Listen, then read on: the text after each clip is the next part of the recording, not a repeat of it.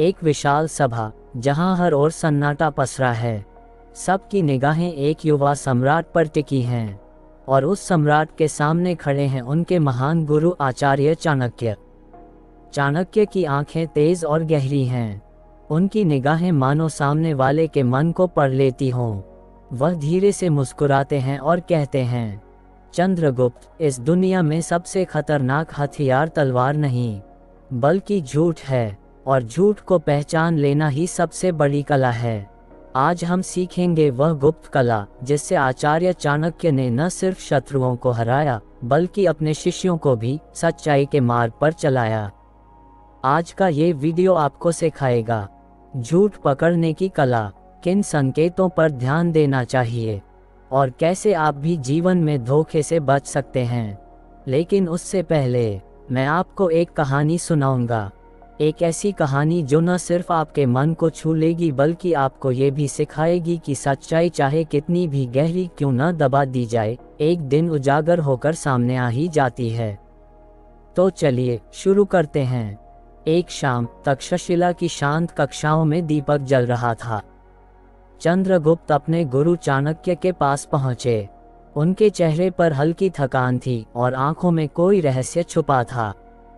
चाणक्य ने ध्यान से देखा और शांत स्वर में पूछा, चंद्रगुप्त, आज तुम्हारा मन विचलित क्यों है? क्या कोई बात छुपा रहे हो?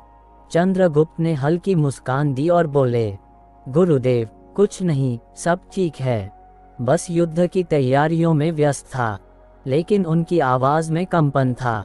उनकी मुस्कान बनावटी थी। उनकी आंखें बार बार नीचे झुक रही थीं।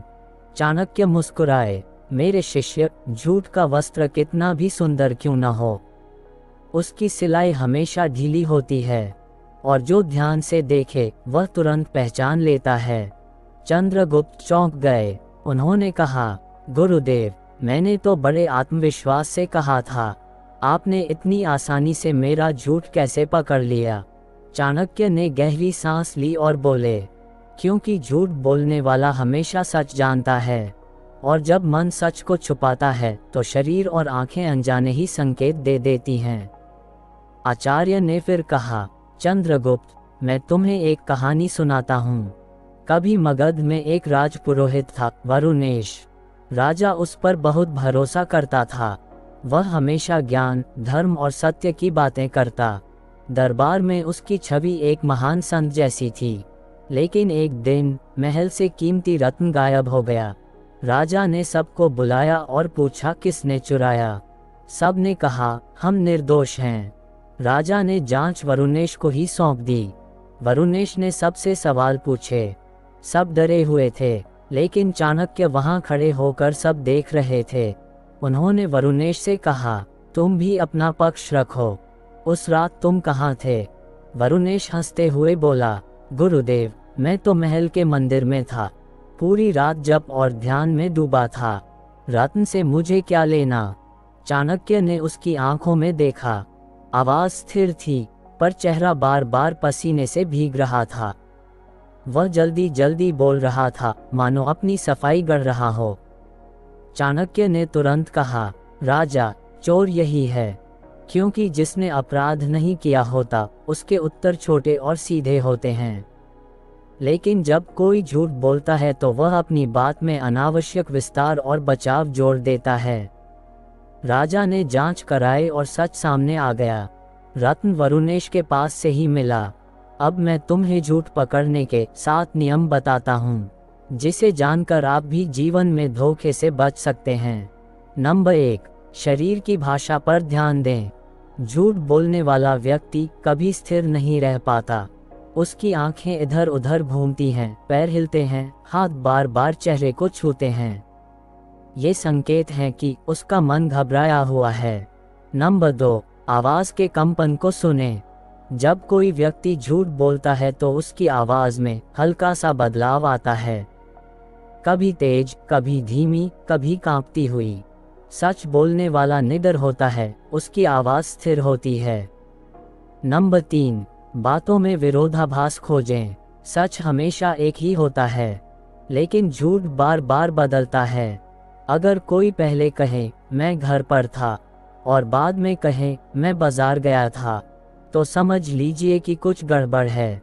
नंबर 4, भावनाओं की गहराई परखें। झूठी भावनाएं बनावटी होती हैं, जैसे बिना आंसुओं के रोना या बिना खुशी के हंसना। सच की भावनाएं भीतर से आती हैं, वे नकली नहीं लगती।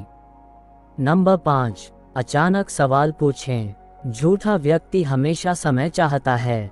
अगर आप अचानक सवाल कर दें तो वह हिचकेगा, रुक रुक कर बोलेगा या नजरें चुराएगा।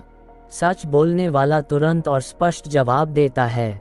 नंबर 6, अनावश्यक विस्तार को समझें। झूठा व्यक्ति अपनी बात में ज़रूरत से ज़्यादा बातें जोड़ता है, जैसे मैं बाजार गया था, वहाँ लाल गाड़ी देखी, बारिश आई, दोस्त मिला। असल बात है मैं बाजार गया था। नंबर 7, अपनी गट फीलिंग पर भरोसा करें। हम सबके अंदर एक अंतर्मन होता है। अगर आपका दिल कहे कुछ गड़बड़ है, तो उस भावना को नज़रअंदाज न करें। अक्सर वही सच्चाई की ओर इशारा करता है। निष्कर्ष, आचार्य चाणक्य ने अंत में कहा, चंद्रगुप्त, झूठ पकड़ने की कला केवल दूसरों को परखने के लिए नहीं, बल्कि खुद को भी सच के मार्ग पर रखने के लिए है। क्योंकि जो खुद ईमानदार होता है, वही दूसरों के झूठ को पहचान सकता है।